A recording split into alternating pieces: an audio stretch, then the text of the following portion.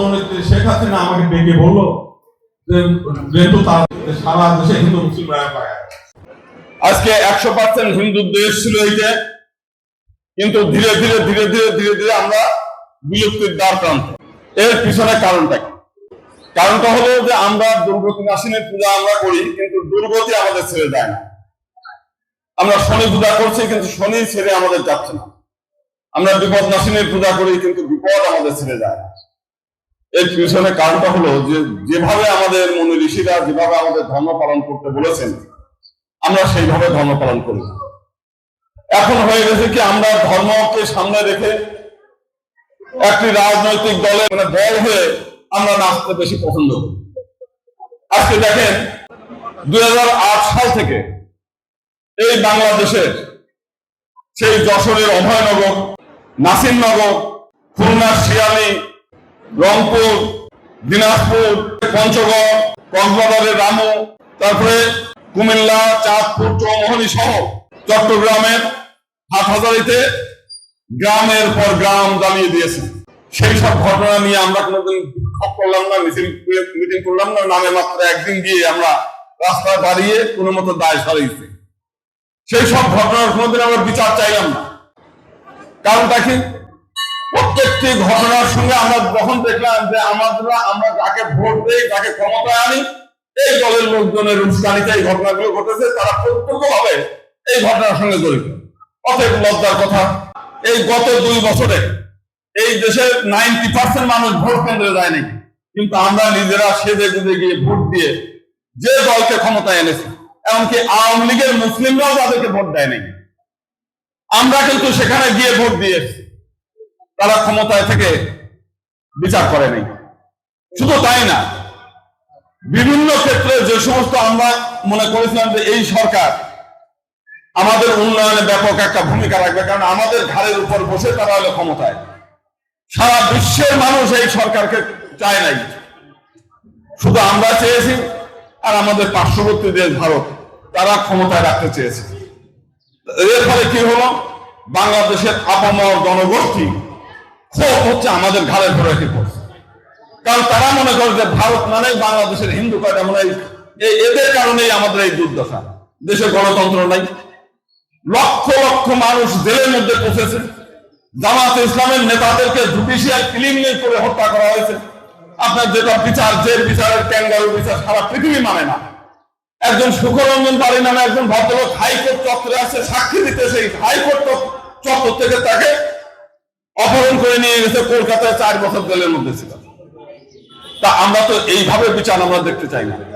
এমনকি এখনো পর্যন্ত এই যে যারা এই যে খুন গুমের সঙ্গে, এই যে শুধু 5 তারিখের ঘটনার আগে 1,500-এর মতো মানুষকে হত্যা করেছে শুধু ক্ষমতায় থাকার জন্য। আমি মনে করি যে তাদের বিচারের জন্যও তারা যেন সুষ্ঠু বিচার হয়ে যেন তাদের শাস্তি বিধান হয়। ওই ক্যাঙ্গারু বিচার আমরা দেখতে চাই না। তাদের পক্ষে উকিল নিয়োগ করে দেন, তাদের পক্ষে কথা দেন। ওরা অসভ্য, তাইলে আমরা অসভ্য হব না। ওরা বিচার বিভাগকে কোন মানে করেছে, আমরা যেন সেই জিনিস না চাই। ফলাফলটা কি হয়েছে আপনারা নেটে সার্চ দেন। 2015 সালেও হিন্দুর সংখ্যা সরকারি হিসাবে দেখাচ্ছে 10.8%। আবার 2023 সালে এই সরকারি হিসাব মতে হিন্দুর সংখ্যা হচ্ছে 7.9%। মানে আওয়ামী লীগের গত 6 বছরে, লাস্ট 6 বছরে হিন্দু কমেছে 2.8%। তার মানে কতটা আতঙ্কের মধ্যে আমাদের দিন যাপন করতে হয়েছে সেইখানে। এখন যদি বলেন যে আপনি এই কথা বলতেছেন, আপনার কথা সত্য না, অনেক সময় আমার বিরুদ্ধে অনেকে অনেক কথা বলেন, তারপরে নেট ঘাটেন। এই দেশ স্বাধীন হওয়ার সময় 1 কোটির বেশি লোক আমরা ভারতে পালিয়েছিলাম। এই চোপনগর, আপনার খুলনার চোপনগর নামক এক জায়গায়, শুধু এক জায়গাতেই 14,000-এর বেশি হিন্দু হত্যা হয়েছে। তারা পালিয়ে যেতে চেয়েছিল, সেখানে পাকিস্তানি আর্মিরা হামলা করে অগ্নিসংযোগ করে তাদের গুলি করে হত্যা করেছে। বিচার হয়েছে? কোনো বিচার হয়নি। রাজাকার, আলমোডর, আলসান্সের বিরুদ্ধে আমরা সবসময় স্লোগান দিই। তাদের সম্পত্তিকে এনিমি প্রপার্টির আওতায় এনেছে, বরং এই আওয়ামী সরকার হিন্দুদের সম্পত্তি এনিমি প্রপার্টির মধ্যে নিয়ে এসে হিন্দুদের 26 লাখ একর সম্পত্তি কেড়ে নিয়েছে। আর আমাদের কিছু হিন্দু সম্প্রদায়ের লোকজন হিন্দু বৌদ্ধ খ্রিস্টান ঐক্য পরিষদ নামে একটা দল গঠন করেছে। যদিও দলটা শেখ হাসিনা বলে যে দল আমি করে দিয়েছি, বিভিন্ন সময় বক্তব্যের সময় বলেছে যে আমি টাকা পয়সা দিয়ে এই দল গঠন করেছি। কেন আপনি দল গঠন কেন এটা করলেন? বললেন যে আমি রাষ্ট্রধর্ম ইসলাম যখন এরশাদ করে তখন বিএনপি, জামাত এবং আমরা আওয়ামী লীগ তিন দলের বিরোধিতা করেছি। এখন আওয়ামী লীগের তারা বলছে না, রাষ্ট্রধর্ম ইসলামের বিরুদ্ধে আমরা কথা বলতে পারবো না, এটা আমরা চাই, কিন্তু এটা হিন্দুদেরকে একটু ব্ল্যাকমেইল করে হিন্দুদের ভোট পাই তাদের সঙ্গে একটু প্রতারণা করা দরকার। এই জন্য মুসলিম বাদ দিয়ে হিন্দু, বৌদ্ধ আর খ্রিস্টানদের নিয়ে একটা কমিটি করে দেন, ওরা এটা নিয়ে লাফালাফি পয়সা দিচ্ছে, একটা অফিস নিয়ে দিচ্ছে, হিন্দুরা এটা নিয়ে লাফালাফি করলো। 2008 সালে এসে বললো যে না, এই রাষ্ট্রধর্ম ইসলাম আমরা বাতিল করবো না, এটা দাবি দেওয়ার দরকার নাই, তোমরা অন্য কিছু নিয়ে দাবি দেওয়া। 1992 সাল আপনার একটা বই এখন বাজারে পাওয়া যায়, এই বইটা একটু কিনে নিজেরা পড়বেন। শেখ হাসিনার ব্যক্তিগত সহকারী, নাম হলো মতিউর রহমান রেড্ডি। এই ভদ্রলোক একটা বই লিখছে, ঘটনাক্রমে ওই বইয়ের মধ্যে আবার এই হিন্দু প্রসঙ্গে দুইটা পাতা আছে। সেখানে বলছে যে 92 সালে যখন বাবরি মসজিদকে কেন্দ্র করে ভারতে একটা হট্টগোল শুরু হলো, তখন বলছে জননেত্রী শেখ হাসিনা আমাকে ডেকে বললো যে যেহেতু তার সারা দেশে হিন্দু মুসলিম রায় পায়, তুমি বললেন দেখি আমরা হিন্দুরা আমাদের ভোটার, রিজার্ভ ভোটার, তারা আমাদেরকে ভোট দেয়, আমরা তাদের হিন্দু মুসলিম রায় লাগাবো কেন? বলছে আরে বোকা, 60 সম্মেলন বন্ধ করতে হবে, আর জাহানের ইমাম যেভাবে দিনকে দিন মুসলিমদের ধারক বাহক হয়ে যাচ্ছে, তা আমার ভয়ের ব্যাপার হয়ে দাঁড়িয়েছে। সব হিন্দুরা জাহানের ইমামের পিছনে চলে গেছে। অতএব এখন হিন্দুদের বাড়িতে হামলা করো, মন্দিরে হামলা করো, তাই এই 60 সম্মেলন বন্ধ হয়ে যাবে আর ওই জাহানের ইমাম খতম হবে। তো উনি বললেন যে সেই সময় 5 লাখ টাকা নিয়ে আমি প্রথম ঢাকা বিশ্ববিদ্যালয়ের শিববাড়ি মন্দিরে শুরু করলাম, বক্তৃতা দিলাম, টাকা দিলাম, আগুন ধরলো।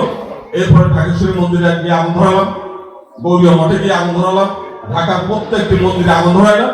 এরপরে গ্রামের সব জেলায় জেলায় আওয়ামী লীগের নেতাদেরকে ওই বঙ্গবন্ধু ট্রাস্টের মহাসচিব শেখ হাফিজুর রহমানের বাসায় টেলিফোন দিয়ে সব জায়গায় ফোন দিলাম যে হিন্দুদের বাড়ি ঘরে আগুন ধরা যায়। তাহলে দেখেন, যাদের করে আমরা বিশ্বাস করি, যাদেরকে এতদিন ধরে আমরা ভোট দিলাম, যাদের জন্য আমরা 1 কোটি লোক ভারতে পলায়ন পালিয়ে বাঁচলাম, তারা এসে আমার সম্পত্তি এনিমি প্রপার্টি তালিকায় করলো, তারা রমনা কালী মন্দির ভাঙলো। এখনো ঢাকা শহরে গিয়ে দেখবেন মদনেশ্বর মহাদেব দ্বীপ ঠাকুর, এটা হচ্ছে মুক্তি রাজধানী মার্কেট, এই রাজধানী সুপার মার্কেটটা হচ্ছে একটা মদনেশ্বর মহাদেব দ্বীপ ঠাকুরের। আপনার পট পরিবর্তন হয়েছে, কিন্তু এখনো পর্যন্ত আওয়ামী লীগের দখল। ঢাকা শহরের যত মন্দির, বড় বড় মন্দির, আপনি যাবেন টিপু সুলতান রোডের মন্দির, একটা আছে মন্দিরের নাম কি সংস্কৃতি মন্দির, আপনি যাবেন হচ্ছে সেই মানিয়ানগর 91/92 বিশেষের দাসনের 6 বিঘা জমির উপর মন্দির, সেই সীতানাথ মন্দির, সবগুলো কিন্তু এখনো পর্যন্ত আওয়ামী লীগের দখল। তার মানে হচ্ছে এরা হিন্দুদের সম্পত্তি নিয়ে নেবে, এরা হিন্দুদেরকে আবার ব্যবহার করে ভোট ব্যাংক করবে, আবার রাজনৈতিক ভাবে হিন্দুদেরকে ব্যবহার করে গোল দেওয়ার চেষ্টা করে। এখন কি করছে, বিভিন্ন জায়গা থেকে এই দফানার ঐক্য পরিষদ, আমরা এদেরকে সমালোচনা করতে চাই না, কিন্তু বাধ্য হয়ে আমরা করতে হয়। বিভিন্ন জায়গায় পূজার তো কয়েক টাকা আসে, সেই টাকার থেকেও তারা আবার 1-1.5 টাকা করে কেন্দ্রের জন্য কেন। গত বছরও পূজার টাকার মধ্যে 14,000 করে টাকা পাইছে, এবার পাইছিল 21,000 না 22,000 টাকা করে। কেন ভাই, এবার এই সরকারের সময় টাকা বেশি পাও কেন, আর ওই সময় পাও না কেন? তাহলে প্রতি পূজা মণ্ডপের টাকা, চাঁদার টাকা, সেটা পর্যন্ত নিয়ে খাই। সমস্ত মন্দিরগুলো কমিটি তো করেই, মন্দিরগুলো তার দখল। এবার যখন এই সরকার পরিবর্তন হয়ে গেছে, কোনো মন্দিরে কোনো লোক নাই, সব পালায় গেছে। অর্থাৎ যদি ঢাকেশ্বরী মন্দিরে আমাদের ছাত্র মহোদয়দের নেতারা সকালবেলা গিয়ে পাহারা দেওয়া শুরু করছে, আমি সকালবেলা গিয়েই দেখলাম যে জামাতের ইসলামের ছাত্র শিবিরের কর্মীরা, মাদ্রাসার ছাত্ররা, তারপরে বিএনপির নেতা কর্মীরা, হেফাজতের কর্মীরা যাই ওইখানে পাহারা দিচ্ছে দিন রাত, সব মানে প্রায় 15 দিন না 17 দিন পর্যন্ত তারা পাহারা দিয়েছে। যদি তারা পাহারা না দিত, একটা রাস্তার টুকাইও তো যাই এখন আগুন ধরাই দিতে পারে। মন্দিরের গায়ে যে সোনার গহনা আছে, ওগুলো দুষ্কৃতিকারীরা চুরি করে নিয়ে আগুন ধরাই দিয়ে যায়, বলতে পারতো যে বিএনপি জামাতটা পুরাই দিচ্ছে, বলতেই তো পারে। আজকে দুর্ভাগ্য, আমাদের সৌভাগ্য যে এই শেখ হাসিনার অতীত কাহিনী বাংলাদেশের সব মানুষ জানে বিধায় তারা মনে করছে যে আজকে এই সরকার, এই দৈত্য দানবের সরকারে আমরা বিদায় করতে যে সময় লাগছে, এই একটা সফলতার মুহূর্তে যদি আবার এই হিন্দুদের মন্দির ভাঙে, সেই আবার আমাদের এই দোষারোপের দায় নিতে হবে। সারা পৃথিবীতে মুসলিমরা, এখানে কিন্তু হাজার হাজার মুসলিমরা নির্যাতিত হয়েছে, মুসলিম আওয়ামী লীগের। এই যে হাসনাত আব্দুল্লাহ বাড়ি পুরাইছে, ওর বাড়ির মধ্যে আবার 3 জন লোক পুরাই এটা নিয়ে কিন্তু আলোচনা হয় না। আপনার আমার ওখানে গাজী দস্তগীর আছে, তার কারখানা প্রায় সেখানে 150 মতো মানুষ পুড়ে মারা গেছে, সেটা নিয়ে কিন্তু আলোচনা না। কিন্তু হিন্দুদের বাড়ি যদি কোনো মতো আক্রমণ হয়, এটা দেশে বিদেশে ব্যাপক হবে, কারণ এটা একটা সারা পৃথিবীতে একটা আলোচনার ইস্যু। অর্থাৎ এই জিনিসটা করে এই দীর্ঘদিনের একটা সফলতাকে তারা পণ্ড করবে। তো সেই কারণেই বিএনপি জামাতের কর্মীরা, বিভিন্ন মাদ্রাসার ছাত্ররা এবং একই সঙ্গে সরকারও যথেষ্টভাবে সচেতন ছিল। সেই আমলে পুলিশ ছিল না, কিছু ছিল না,